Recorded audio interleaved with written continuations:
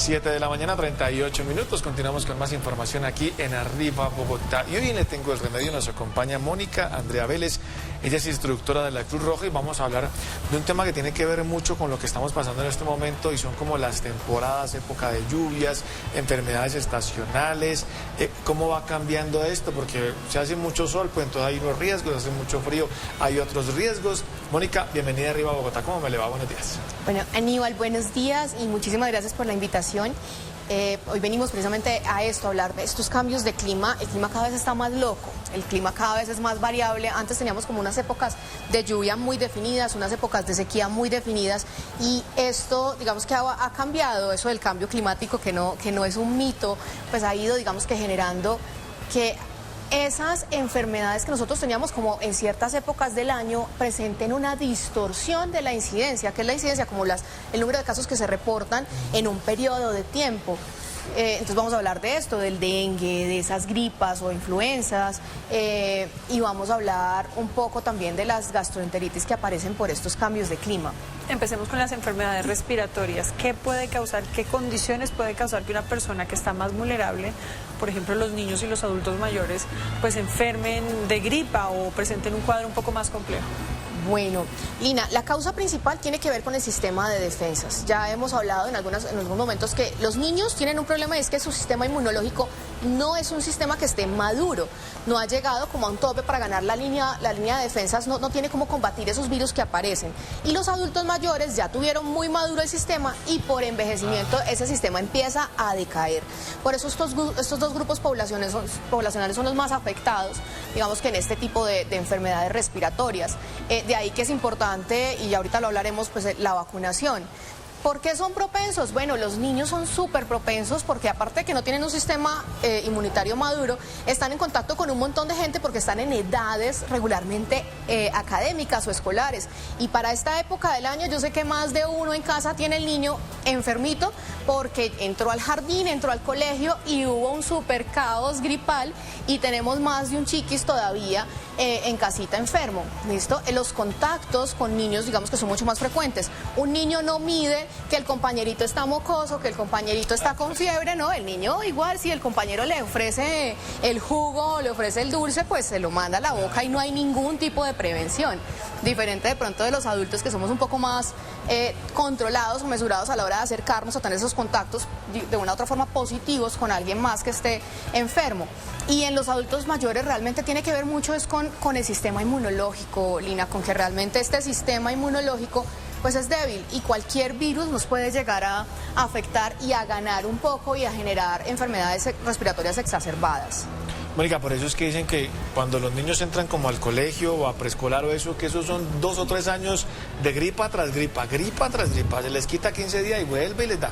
Aníbal, y cogen todos los tipos de virus que tú te alcanzas a imaginar. Y el afectado siempre termina siendo uno como papá, porque el niño se enferma en el colegio y termina en la casa todo el mundo también enfermo, porque el niño tiene una capacidad de asimilar ese virus de una u otra forma. Cuando un virus entra al organismo, entra en contacto con todo lo que tú tienes, con el sistema que tienes, lo mutas, por así decir, y lo transmites a alguien más. Los niños son altamente infecciosos, eso sí está clarísimo. Los chiquis tienen la capacidad de propagar virus muy fácil. ¿Cuál es el tiempo, esa ventana de tiempo en el que el virus ya no contagia y los niños se pueden reincorporar nuevamente a sus colegios o jardines? Bueno, eso siempre va a depender del tipo de virus y de lo exacerbado que esté ese virus. ¿A qué me refiero? Puede ser simplemente una influenza. ¿Listo? Un virus de influenza, cogió una gripita que llamamos coloquialmente, duró 5 días con tos, con fiebre. Recordemos que la fiebre es un signo clásico de que la infección todavía está latente dentro de nuestro organismo. Entonces está con fiebre, está con tos, con decaimiento, con malestar. Cuando ese niño está en esos 5 o 7 días que son muy infecciosos, por eso la incapacidad médica casi siempre se les da por casi que 7 días después de gripas a los niños, pues el ideal es que nos tomemos realmente ese aislamiento. En COVID lo aprendimos, el aislamiento en casita para que no sigamos propagando el virus que sea COVID, sea influenza, pero los virus respiratorios, el ideal es que usted realmente se tome el espacio en casa, que un niño con fiebre no vaya al colegio, que un niño con tos no vaya al colegio, sino que realmente esté aislado en casita para evitar más contagios. Esas son las recomendaciones, digamos, de la influenza, ¿cierto? Que son como las gripas, así. ¿Alguna otra para ir pasando? Luego hablamos del dengue y luego de la gastroenteritis, o cómo lo hacemos para que quede bien? Recomendaciones con las influencias entonces, Aníbal. Uno, la vacunación. Miren, fundamental, todo niño debe de ser vacunado. Nuestro plan ampliado de inmunización en Colombia está contemplada la vacuna de la influenza para niños menores de 6 años y es obligatoria y se hacen varios refuerzos, y para personas adultas mayores de 60 años una vez al año se le pone una vacuna que es estacional, precisamente es la influenza estacional, se les pone para poder de una u otra forma. No quiere decir que usted no le vaya a dar gripa si se pone la vacuna. Lo que quiere decir es que si le da gripa, no le va a dar tan fuerte. Listo, no la va a mandar por una bronconeumonía, una neumonía, hospitalización, sino que va a tener una protección inmunológica, digamos, que le va a favorecer a su organismo. Bien, la vacuna es súper importante. Si usted es diabético, si es hipertenso, recuerde que independientemente de la edad que tenga, la vacuna estacional se la ponen en la EPS, es gratuita y no tiene ningún tipo, digamos, que de contraindicación. Doctora, ¿qué tiene que ver el estado del tiempo con las infecciones gastrointestinales o los virus gastrointestinales? Bueno, lo que pasa es que a veces, Lina, esos cambios climáticos que hay en los que el clima está muy húmedo, hay unas enfermedades que son como tropicales, ¿listo? Que el clima está muy húmedo y de un momento a otro se seca, ese sol, esa sequía que hay, nos favorece que bacterias y virus y demás empiecen a estar presentes en digamos que en el ambiente, empiecen a levantarse del ambiente, que digamos que las gotículas se esparzan con mayor facilidad, no se, de una u otra forma, su periodo de latencia dentro del ambiente sea más largo. Bien, entonces esto hace que, ejemplo, las enfermedades gastrointestinales también aumenten. Esas sequías que a veces suceden aumentan algunos casos de enfermedades gastrointestinales. No es en tiempo de lluvia, es en tiempo de sequía. Es más en tiempo de cuando es ese cambio del frío al calor.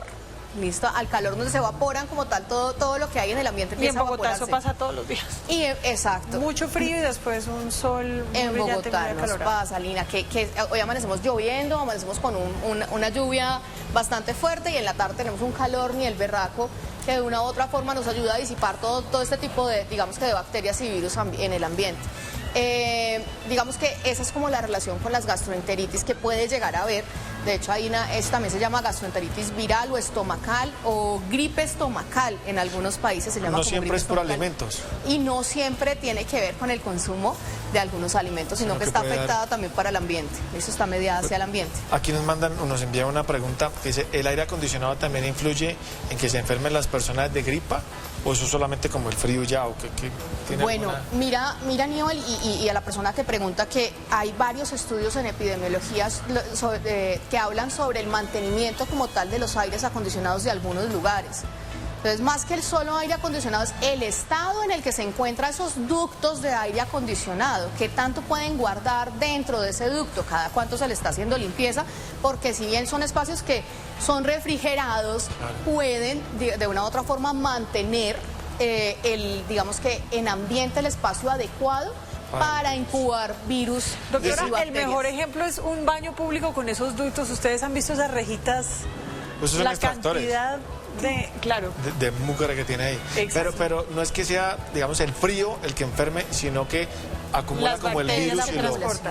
Correcto, es más la acumulación y el mantenimiento que se le hace, la higiene que tenemos de ese tipo de aires acondicionados.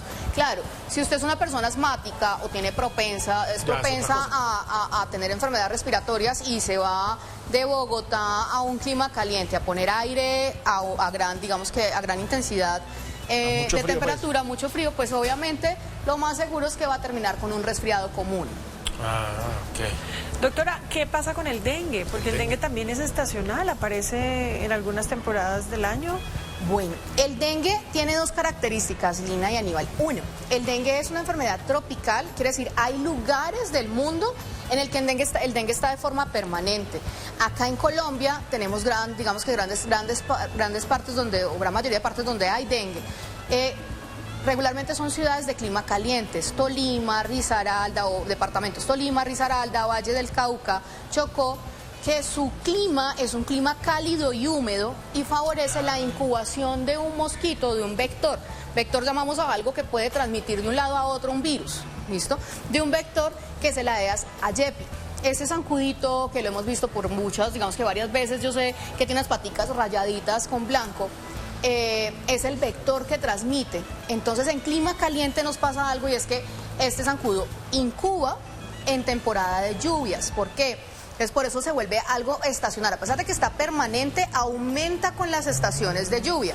Entonces porque usted tiene la llanta ahí en el patio que termina dejando un charco de agua, un cuerpo de agua en el que se puede incubar el zancudo, y esto aumenta como tal la incidencia de enfermedad de dengue en muchas ciudades. ¿Uno puede diferenciar el zancudito ese o no? Pues a simple vista, los expertos obviamente sí, pero que uno esté así normal y diga, uy, cuidado que ese tiene dengue. Yo creo que nos podríamos volver un poco sismáticos, pero sí se puede diferenciar. ¿Ah, sí? El Aedes aegypti tiene unas patas blancas que son unas patas que son rayaditas. Son rayaditas, pero se ven así como que... Sí, se ven, no son necesarias de verlas a microscopio. Se corra por toda la habitación hasta que se quede quietico. Exacto, corre detrás de él y véalo. Mucho cuidado. Es importante, si viajamos a este tipo de, digamos que de climas, si vivimos en este tipo de ciudades, el uso del toldillo. Por eso, digamos que de una otra forma recomendamos tanto el uso del repelente, el uso el poder verificar que el lugar donde estemos no tenga aguas estancadas. En ciudades que tienen alta incidencia de dengue se hacen campañas de fumigación. El permitir esas campañas de fumigación dentro de la vivienda y en las zonas externas sirven. Doctora, nos pregunta aquí que si el jabón sirve como repelente. No, hay un jabón, hay varios jabones, no podemos hablar de marcas, pero hay algunos jabones que vienen en presentación, de repelentes que vienen en presentación de barra. Bien, pero no todo jabón sirve como repelente. Eso sí está súper claro. ¿Un repelente natural? Un repelente natural. O sea, como, no sé, como alcohol, qué sé yo. El alcohol no funciona. Termina siendo, digamos que casi todos los repelentes son sustancias químicas. Hay muy pocos repelentes que pueden funcionar naturales. Que hay unos que tienen bajos componentes químicos, que son los que se usan en bebés. Que es importante pues también tenerlos en cuenta a la hora de aplicarlos. Y hay algunas pastillitas que las personas se toman también para que no, hay que tomarlas días antes. ¿Esto funciona? Creo. Sí, hay una vitamina que es la tiamina, que de una u otra forma, dicen coloquialmente las abuelas, es que eso le amarga la sangre. Si bien la tiamina sirve, de una u otra forma está demostrado que digamos que su eficacia frente a la prevención de dengue o de leishmaniasis no es la adecuada. Lo mejor, Lina, es usar un muy buen repelente, tener realmente toldillos dentro del lugar donde estamos viviendo si estamos en una zona donde hay incidencia de dengue. Y hay de varias marcas y de todos los precios. Doctora, ¿cuáles son esas recomendaciones finales para poder atravesar por esta época de lluvia sin pasar tantos días en hospitales o enfermos por estas enfermedades que se generan? Bueno, Lina, recomendaciones finales. Siempre igual la prevención. Entonces, si estamos hablando de dengue, evitar aguas estancadas, ya tenemos vacuna del dengue. Listo, hace algunos años en Colombia ya está circulando una vacuna contra el dengue. No está dentro del PAI. Todavía no está incluida en el plan de inmunización y no tengo realmente en este momento costos, ¿listo? Pero no está dentro del PAI. Está la vacuna de la influenza, estamos hablando también de la prevención como tal de contactos. Si usted se encuentra enfermo, pues venga, intente no estar en contacto con alguien más que esté sano para evitar la propagación de este tipo de enfermedades. Fundamental, aparte de la prevención, el también, Lina y Aníbal, poder saber cuándo actuar. Si usted tiene a su niño, al adulto mayor en casa, que lleva varios días con fiebre, que lleva muchos días con una enfermedad respiratoria, consultar al médico es importante, es fundamental. No esperemos a tener neumonías para poder llevar a ese niño en condiciones críticas a un hospital. Si tengo diarrea, si tengo vómito, pues no espero a estar deshidratado, empiece a poner suerito, haga el suero casero, compre suerito comercial, pero empiece a evitar llevar, o sea, de una u otra forma, a evitar complicaciones de este tipo de enfermedades.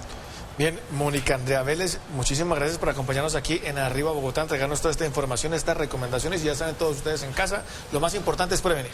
Así es. Muchísimas gracias. Vale, gracias a ustedes. Gracias, doctora.